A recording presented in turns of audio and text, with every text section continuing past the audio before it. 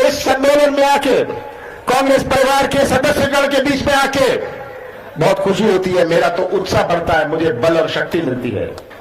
आप सब यहां आए हैं अपना घर छोड़ के, अपना कार्य छोड़ के, अपना परिवार छोड़ के। यहां कोई ठेका नहीं मिलना, यहां कोई कमीशन नहीं मिलनी। आप आए हैं क्योंकि आपको सिद्धांतों, कांग्रेस के सिद्धांत और कांग्रेस की संस्कृति और कांग्रेस के इतिहास में विश्वास है। आपकी ये निष्ठा आपको खींच के लाई है और यही संस्कृति है, यही कांग्रेस की संस्कृति है जो भारत की संस्कृति है। भारत की संस्कृति और कांग्रेस की संस्कृति जोड़ने की संस्कृति है। हम दिल जोड़ते हैं, संबंध जोड़ते हैं, समाज को जोड़ के रखते हैं।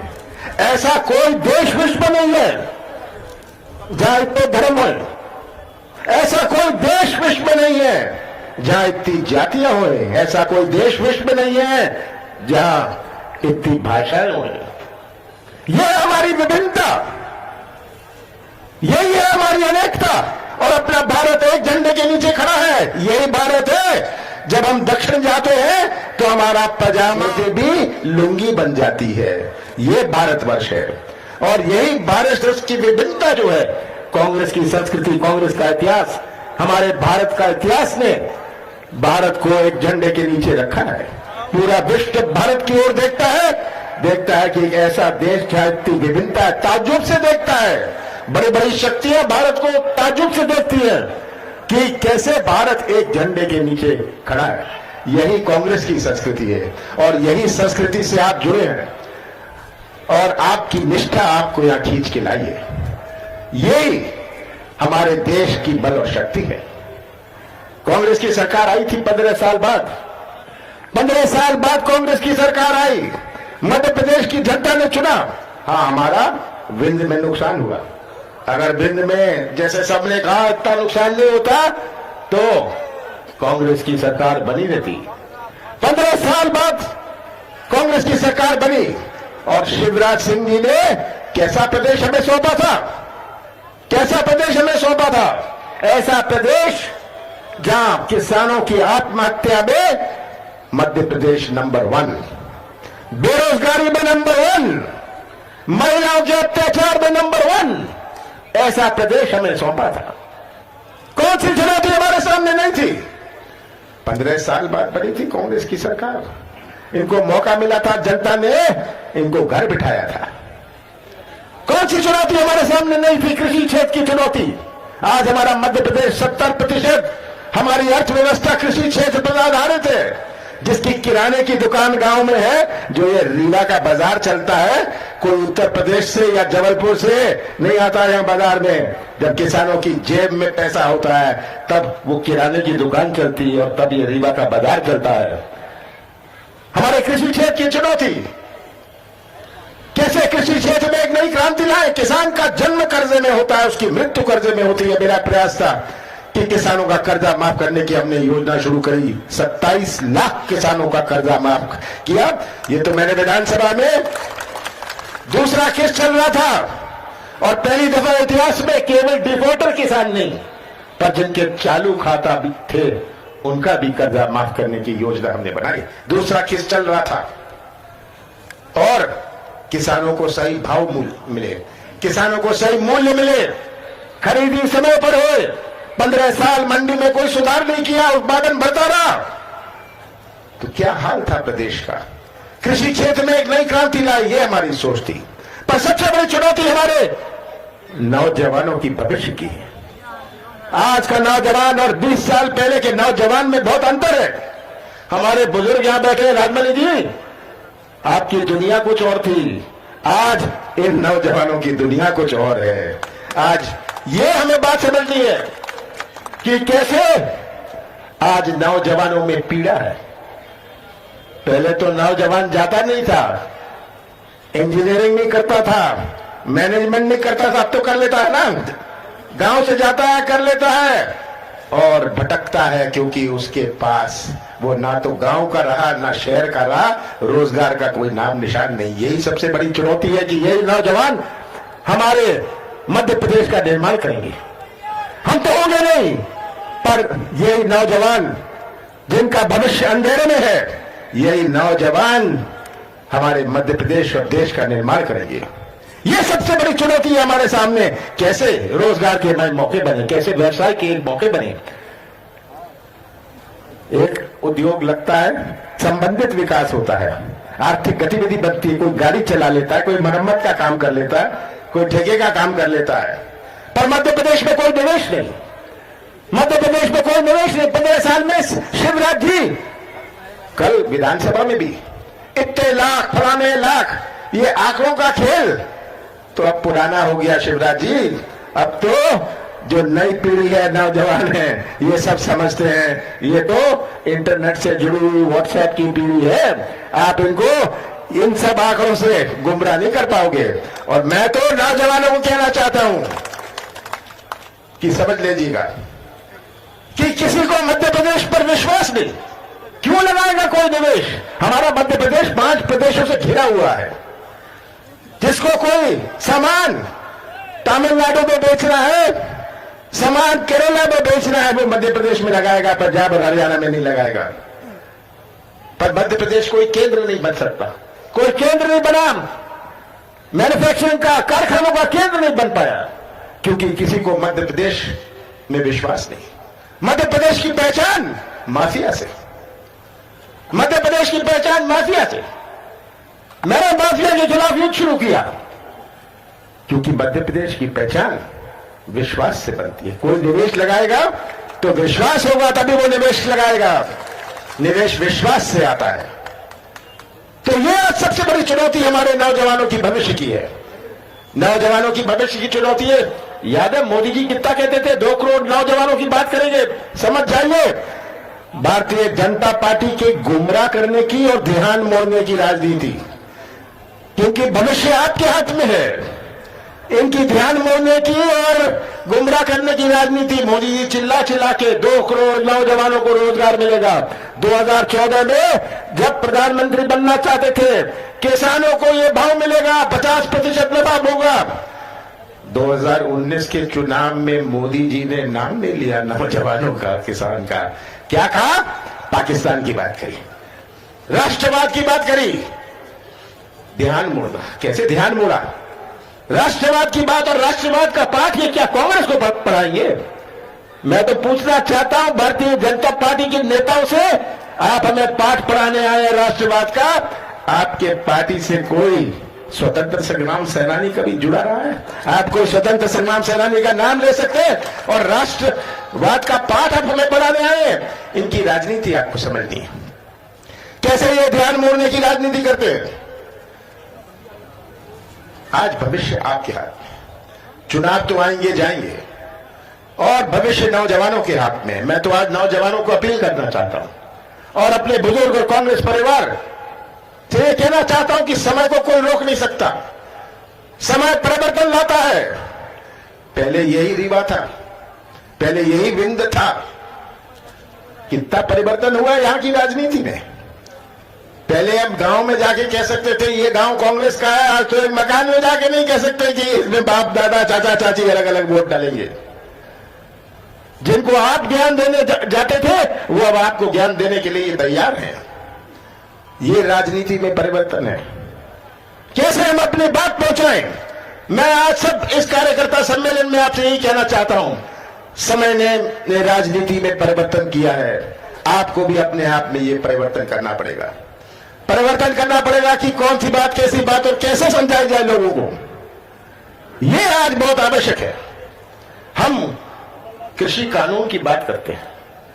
कृषि कानून, मैं पूछना चाहता हूं, बुरा मत मानिएगा जो मंच पर बैठे हैं। कितने लोग यहां बैठे हैं जो मंच पर कृषि कानून समझते हैं? ये कौन से 3 कृषि कानून है जहां लाखों लोग दिल्ली के बॉर्डर पर आंदोलन कर रहे हैं? 210 लोगों की मृत्यु हो गई। क्यों कर रहे हैं आंदोलन? क्या इनको समझ नहीं है? मैं समझाता हूं, बड़ी सरल भाषा में आपको समझाना चाहता हूं। ये 3 कानून क्या है? पहला कानून तो है निजीकरण। हमारे कृषि क्षेत्र का निजीकरण। उसका क्या मायने है? कि कोई भी उद्योगपति आए, उसको मंडी का दर्जा दे दिया जाएगा। हमारे कृषि क्षेत्र का इतिहास समझना है। एक ऐसा समय था जब भारत को आयात करना पड़ता था। अनाज का आयात करते थे अमेरिका से। और इंदिरा गांधी जी ने बहुत सारे क्रांतिकारी कदम उठाए, पर सबसे बड़ा कदम जो इंदिरा गांधी जी ने उठाया कि हमारा अनाज का व्यापार को टेक ओवर किया। उस समय हमारे पास कोई बफर स्टॉक नहीं हुआ करता था, कोई समर्थन मूल्य नहीं था। तो निर्माण हुआ उस समय फूड कॉर्पोरेशन ऑफ इंडिया का, एफसीआई का। बफर स्टॉक बनना शुरू हुआ।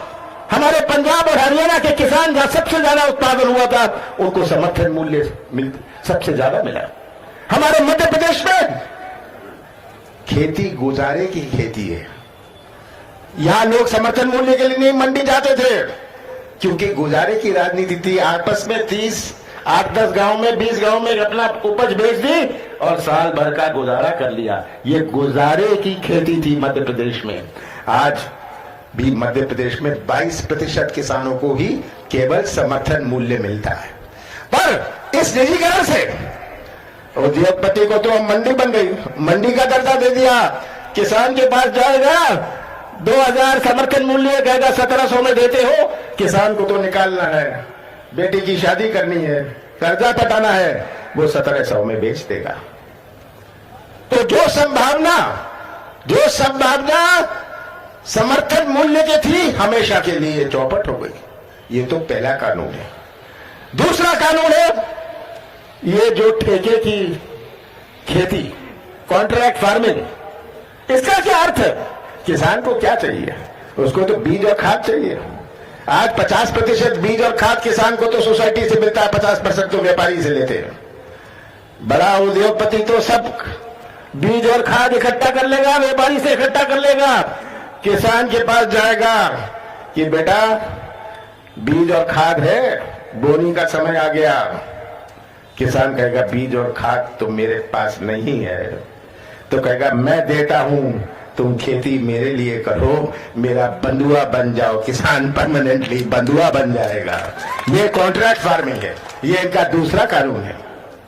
बड़ी सरल भाषा में आपको समझा रहा हूं। तीसरा कानून है जो इन्होंने एसेंशियल कमोडिटीज एक्ट में जो स्टॉक लिमिट हुआ करता था, कितना आप गोदाम में रख सकते हो, वो हटा दिया। बड़ा उद्योगपति तो जाके अगर मिर्च होए, मक्का होए, दाल होए, गेहूं होए, खरीद सकता है। कोई लिमिट नहीं है। बाजार में जब नहीं पहुंचेगा, दाम बढ़ जाएगा, वो बाजार में छोड़ देगा। मेरा तो एक बुनियादी प्रश्न है कि कोई उद्योगपति क्या समाज सेवा के लिए खेत में जाएगा? समाज सेवा के लिए जा रहा है या नफा के लिए जा रहा है? और नफा किसकी जेब से आएगा? नफा किसान की जेब से आएगा। इसलिए ये 3 काले कानून का विरोध हो रहा है और हम भी, हमारा कांग्रेस भी इसका विरोध करेंगे। 15 साल कांग्रेस की सरकार चली प्रदेश में, जिसमें से 2.5 महीने लोकसभा चुनाव, 15 महीनों में से 2.5 महीने आचार संहिता और लोकसभा चुनाव में गया। 1 महीना इस सौदेबाजी की राजनीति में गया। मेरे पास तो 11 महीने थे। कौन सा गुनाह मैंने किया था? कौन सा पाप मैंने किया था कि मैंने अपने पिछड़े वर्ग को 27% आरक्षण दिया? ये क्या पाप किया था मैंने किसानों का कर्जा माफ किया।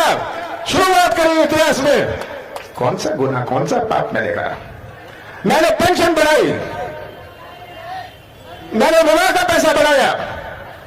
हम एक रास्ते पे चल रहे थे, मध्य प्रदेश की एक नई पहचान बना रहे थे। मध्य प्रदेश की एक नई पहचान बना रहे थे पूरे देश में कि मध्य प्रदेश की तुलना त्रिपुरा और मणिपुर से ना हो, मध्य प्रदेश की पहचान कर्नाटक से हो, महाराष्ट्र से हो। ये मेरा लक्ष्य था। हमारे नौजवानों का भविष्य सुरक्षित हो, हमारे प्रदेश में निवेश आए। कौन सा गुनाह मैंने किया था? मेरे पास तो 11 महीने थे और ये सौदेबाजी की राजनीति तो मैं भी कर सकता था, मैं तो मुख्यमंत्री था। पर मैं सौदेबाजी की राजनीति का प्रवेश नहीं चाहता था। कमलनाथ करेंगे। मध्य प्रदेश की पहचान इस सौदेबाजी की राजनीति से ना हुए। मध्य प्रदेश की पहचान एक ऐसे प्रदेश, एक सिद्धांतिक प्रदेश से हुए। तो इन 11 महीनों का हिसाब आप सबके सामने। मैं तो आप सबसे क्या कहना चाहता हूं कि जनता से कहिएगा, जनता से कहिएगा, कांग्रेस का साथ मत देना, सच्चाई का साथ देना। सच्चाई देख लीजिए, सच्चाई का साथ दीजिए। सच्चाई हमारे भविष्य को सुरक्षित रख सकती है। शिवराज सिंह जी कल विधानसभा में 2 घंटे लगभग बोले, 2 घंटे बोले, तरह तरह के आंकड़े। मैं सोच रहा था बैठे हुए कि शायद 15 महीनों बाद इन्होंने झूठ बोलना बंद कर दिया हो, पर इनका तो खाना नहीं है, सब मुंह बिना झूठ बोले। तो लोगों को गुमराह कैसे करें, ध्यान कैसे करें, ध्यान कैसे मोड़े। तो मेरा आपसे अंत में एक ही निवेदन है। विंध्य से, जैसे राहुल जी ने कहा कि विंध्य कमजोर नहीं है, मुझे भी इसका विश्वास है। जो मैं उत्साह देखता हूं, ये मशीनों का खेल जो करते हैं, भाई आपको जीतना है, आप मत से जीत लो ना, कौन रोकता है आपको जीतने से? अगर जनता आपके साथ है, आपको मशीन की क्या जरूरत? मशीन तो अमेरिका में भी इसका उपयोग नहीं होता, पूरे यूरोप में, फ्रांस, जर्मनी, इटली में कोई मशीन के पास नहीं जाता, जापान मशीन के पास नहीं जाती, मोदी जी जाते हैं मशीन के पास, भारतीय जनता पार्टी जाती है मशीन के पास। तो आप लोग अपनी कमर ठान लीजिए। अगर आप लोगों ने अपनी कमर ठान लीजिए, आने वाले समय में फिर से कांग्रेस का झंडा हमारे मध्य प्रदेश की विधानसभा में लहराएगा। आप सबका बहुत बहुत धन्यवाद। 54 हमारे परिवार समाज के बिंद के हमारे लोग शांत हुए, उनकी श्रद्धा सुमन अर्पित करने के लिए मैं यह मौन है। ओम शांति। मौन रखें।